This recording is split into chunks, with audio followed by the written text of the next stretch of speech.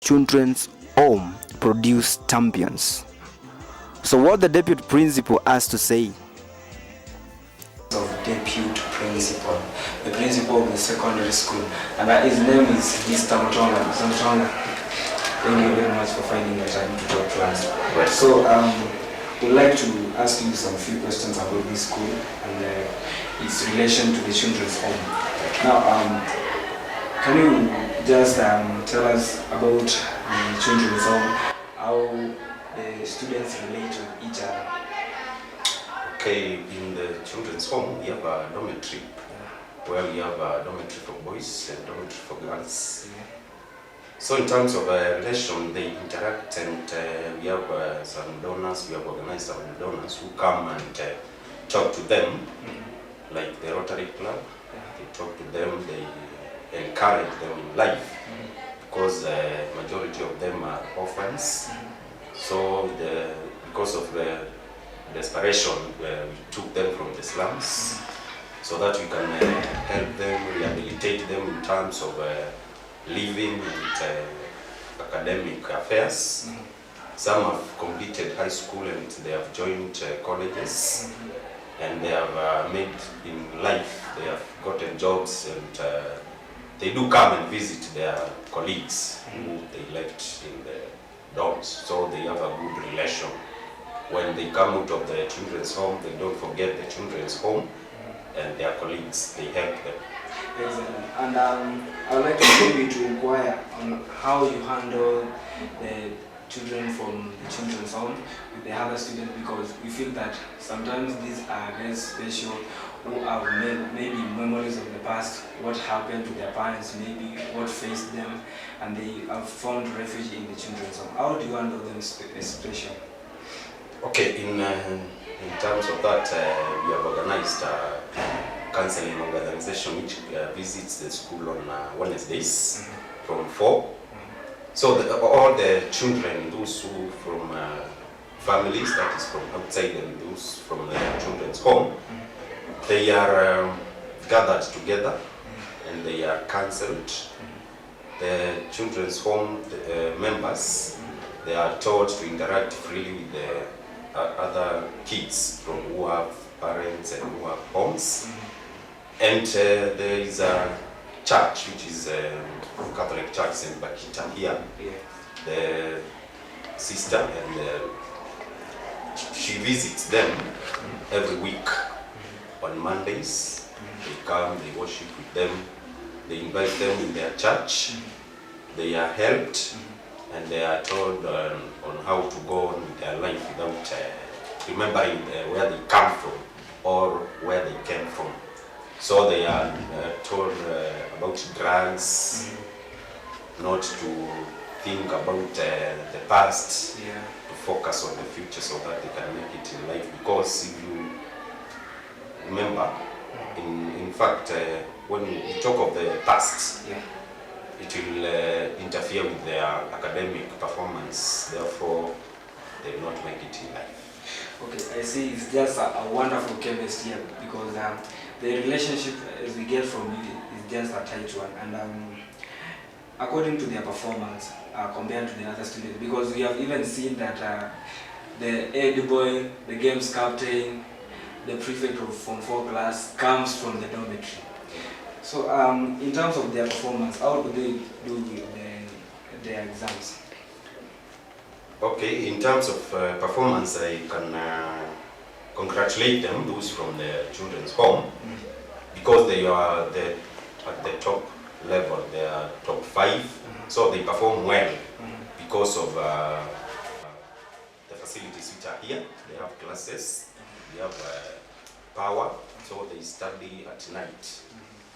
And in the morning, they are free to wake up and come to class and do their own personal studies.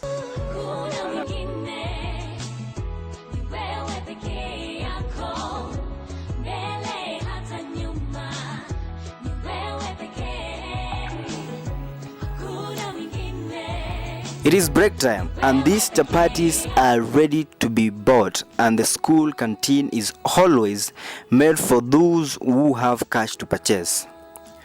So looking at the chapatis might land to a children's home child, either by help from a friend who is a day scholar, or the willingness of the seller just to support a poor child.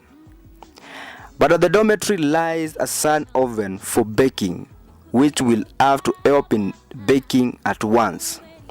So we enjoy these mandazis to the latter, as we take great chance to also support the initiative. Just that little support.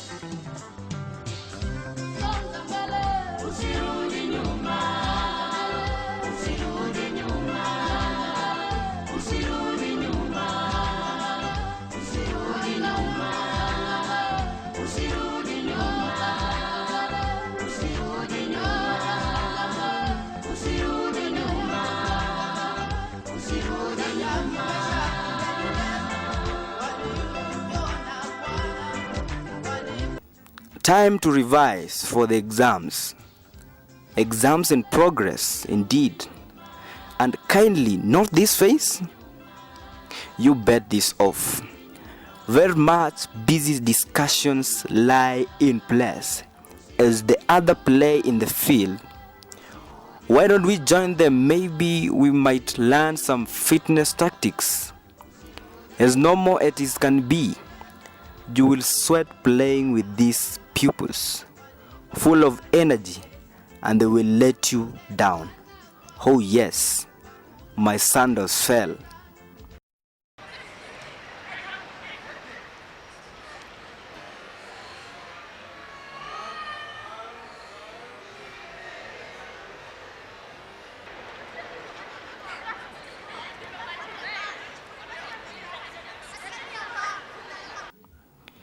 But we will still get some play to catch up with this wonderful environment from these wonderful students and pupils. But we will take a break maybe to visit the agriculture project, just as other schools do. We do them too. But this goes to places, a basic commodity, food, as we see off the director.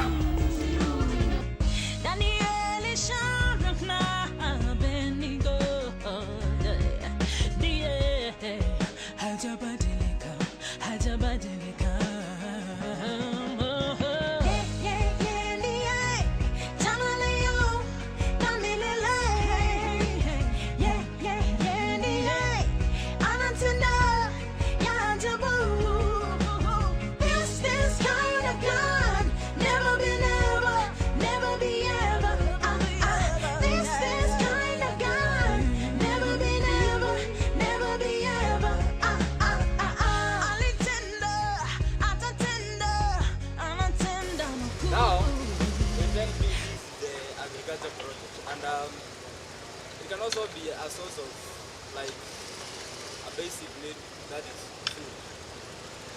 So it's a great school anyway, because you can see he is like a bee plantation, you see. So this is like a source of food, which is a basic need.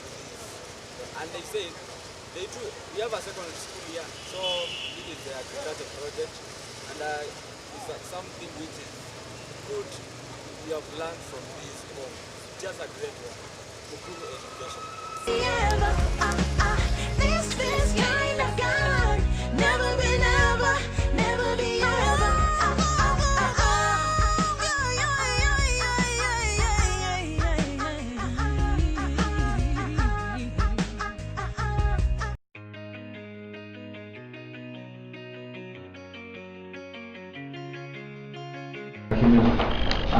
We'd like to know how this to starting with the children's home, when, and what made you start the children's home?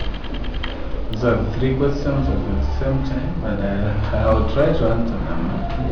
Right, the children's home started in 1994, and we started with only about 7 children. That was 4 boys and 3 girls. Okay, basically, the reason as to why we thought of starting the home is that we were trying to avoid these children moving from Kupanjenga to the streets of Nairobi. And then one thing that made us start the home was to rescue their situation at that time. And bearing in mind that in Nairobi all primary schools were charged, that is the city council schools, they were charging a lot of money. And these children could not afford, their parents are the ones who live in this marginalized situation and the slums which are just. So we talked with the village elders and we came up with an idea. And me, I'm a teacher by profession, and that I told them it is important, very important, that if we can come up with a home where we can rescue this from moving up and down, maybe collecting garbage, and you know when they go to the streets they are exposed to new dangers. We know it's a great challenge to have a children's home in terms of funding. Maybe how do you come to overcome these challenges, and what are some of the challenges where you faced in? Yes, the challenges are 1,001. But for the children, they find Mukuru a better place because most of them spend sleepless nights when they're in the streets. And at least here at Mukuru, they have somewhere to sleep, even if they miss some meals, even if there is not enough food. But we've approached our wishes, the people who donate some food stuff, clothing, and we give them what we can afford. You might find that we don't offer them breakfast, but at least a meal in a day, something like a dairy, is enough for them. And do you find out sometimes and regret you started a children's home? Or do you think that you have achieved something in the society? Very good. For one, I can proudly say that I have no regrets whatsoever. Because since we started, over 10,000 children have gone through this home. We started our primary school, that was 1996. And up to last year, we discharged almost over 80,000 students who have attained the required marks to join even good secondary schools. Even some of them have come up very well, they have gotten jobs, they are working, and even giving back to the community. So I can say that we not regret it just by the fact that we have many problems surrounding us, but we try to encounter them. But our pride is that we want these children to be given equal opportunities. At least if they can be equipped with the knowledge, given the basic education that is primary and high school, then for colleges they can see what to do, because I believe if somebody has gone up to Form 4, and that person is in a position to explain him or herself, well wishes, and probably will come somewhere where they can work. I can see you are very wonderful, should I call it a marshal in a school, whereby it's one of its class. How did you come up with this? Very good. That was in the year 2002. There's a student who was here. His name is Mohamedin Kayan. This guy was very good in volleyball. He used to be very good in class in terms of academic. And that year we got some well-wishers who are offering medical services to Mukuru slums. And I can say fortunately it rained cats and dogs such that these people could not go to the slums. So they requested for a room in our project. And that day they came over here, we were having some ball games. And the boy was very tall, and one of the sponsors of that medical service was interested in the kind of tactics this boy was using in playing the volleyball. And she said that she would wish to sponsor this boy to whatever level of education he wished to go up to. And the boy did well the following year, and the lady came back and said that she would wish to take her to abroad, further his studies. And on his way to the US, he met Titus Naikun, the CEO of Kenya West, and he told him about the situation down here. And the CEO of Kenya West was so much touched and got my contact from the boy. And what the boy proposed was that at least what he could do such that he promotes the boys' predicaments was to come and help this school, at least to have 2 permanent buildings or 2 classrooms. And then one day, as I was in my office, I saw a tall man come to my office. I didn't know it was Titus Naikun, and we sat and talked and explained to them the situation, and he was touched and he promised to do something. So through his friends, people like Safaricom, people like the Dutch Airlines and KQ, they have some